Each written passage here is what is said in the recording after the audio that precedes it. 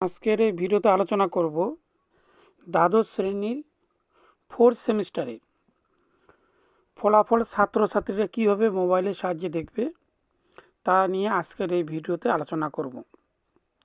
তো প্রথমে যেতে হবে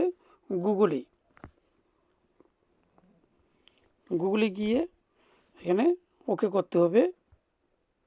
এরপর লিখতে হবে এডু টিপস রেজাল্ট। অনেক ওয়েবসাইট রয়েছে, এখানে গেলাম।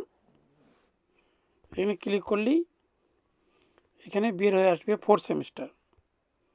দেখ এখানে চলে আসবে 4th সেমিস্টার রেজাল্ট। এখানে ক্লিক করতে হবে। ক্লিক করার পর এখানে একটি পেজ চলে আসবে।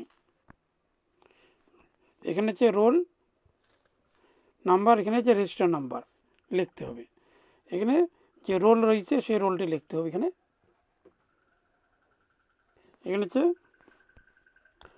131614, নাম্বার হচ্ছে 1380, আর রেজিস্টার নাম্বার লিখতে হবে 1241106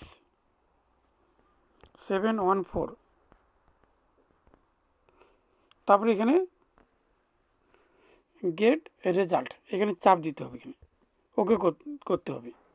ওকে করলে এখানে রেজাল্টটি বের হয়ে আসবে। এরকম একটি রেজাল্ট বের হয়ে আসবে। এখানে একটি রেজাল্ট চলে আসবে এখানে।